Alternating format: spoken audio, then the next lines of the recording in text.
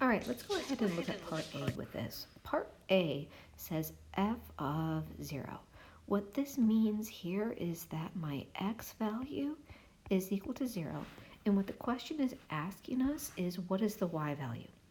All right, so that means if I come over here and look right here, and again, where I'm looking at is this point right here. That's where my x is equal to 0. It has a matching y value of 0. So solution to that is just 0. That also happens to be an x-intercept. Now, the next question that I'm looking at up here is where is f of 6? And again, that means my x value is 6.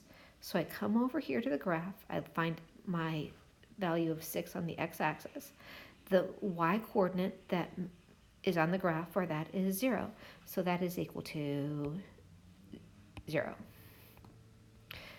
Same thing for the next piece. Next piece of my graph is saying this is f of positive 2. So I come over to positive 2.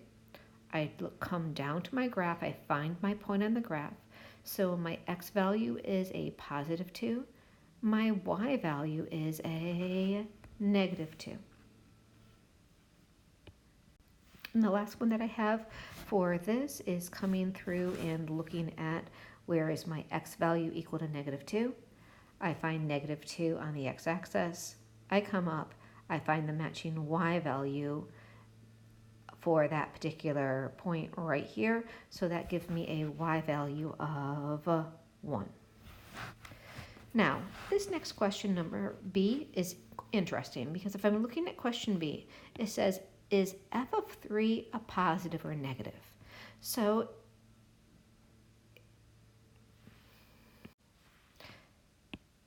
to answer this question, let's look at what we just did in A. This has a positive. F of 0 is positive. F of 6 is positive. F of 2 is negative. And f of negative 2 is positive. So is f of 3 positive or negative? So we're going to do the same thing, but only this time all I'm asking is to decide what the y value is. Is the y value positive or is the y value negative? So if I come over here to f of 3, right here, so I don't have an exact value for f of 3, but what I do see is the point would be right about there, but that's definitely below the x-axis in the fourth quadrant, which means that my y value would be negative. So the answer to that question is it is negative. I do the same thing for the next question, only for part C it says it is asking is f of negative 1 positive or negative?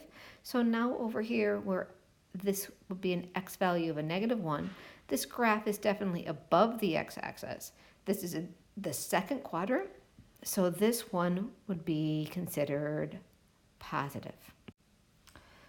So for question D asks for what numbers is f of x equal to 0. Now, what is another way I can say that is they are asking what are the x-intercepts. And that's because the x-intercepts will always have an output or a y value equal to 0. That happens at the origin, so that happens here. And there's 2 more places it happens. It happens at 4 and at 6. So the values where the y value is 0, that means it's the x-intercept, and that happens when x is equal to 0, when x is equal to 4, and when x is equal to 6. And because all of those have a y value or an output of 0. So question E is asking us for what numbers is the function less than 0. Another way of asking this is for what numbers of x is the function negative. So if I come over here and shade in that part where this is negative, where does that happen? The only negative output pieces I have are inside this particular range. So again, this is asking for what numbers of x. So my x values here go between 0 and 4. And because this is strictly less than 0, I need to go ahead and put that domain or my values of x in parentheses. That means all of these values from 0 up until 4, the graph is below the x-axis or has a negative output. This leads us right into domain. So the domain comes down here and covers the whole thing, going everywhere from -4 to 6. Both -4 and 6 are included, so your domain would go from -4 to 6, both with a bracket around them. Now I'm going to go ahead and erase this so I can do the range. So the range is always good to think about shading in towards the y-axis from wherever you are.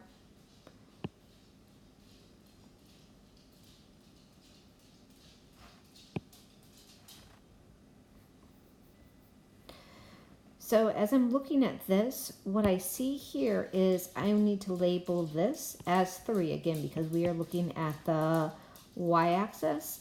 So my range goes everywhere, and again, range always starts at the bottom. So that's going to be from -2 going up and including 3. Again, both of those get a bracket on them. The x-intercepts, we talked about that before. The x-intercepts are the same that we have in part D. So those x-intercepts, I'm going to write them as a point this time. That would be 0, 0 for the one at the origin. The next one would be 4, 0. And finally 6, 0. My y-intercept, I only have that one that is at the origin. So we'll just write that one down again one more time, and that is 0, 0. I'm going to go ahead and erase what I have up here again to do the next few questions. So the next question says, how often does the line y is equal to -1 intersect the graph? Well, a y is equal to -1 line would go through y at -1, and that is a horizontal line. So what I'm looking for here is how many times does that intersect the graph? Well, that happens here and here. So it intersected the graph 2 different times. Now, the next one, x is equal to -1. Well, x is equal to -1 is a vertical line that goes through 1. So that's going to come through like this. And this particular graph only touches the graph 1 time.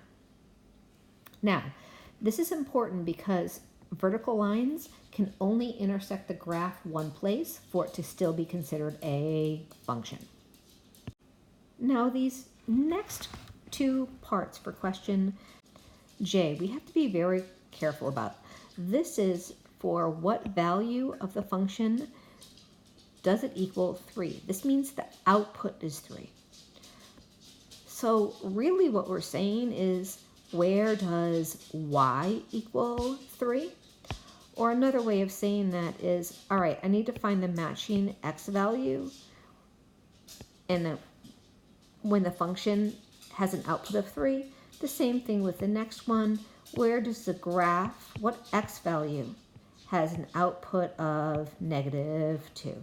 So if I go up here and look at my function, where is my output 3? So let's find y is equal to 3, so it's about here. And if I come over here, I'm looking at this point, and that point is 5, 3. So that value of x, again, we're looking for the x value of that point. That x value is 5. Now, the next point that we're looking for is right here. I have an output of -2. So again, this question is asking myself, what is the x value?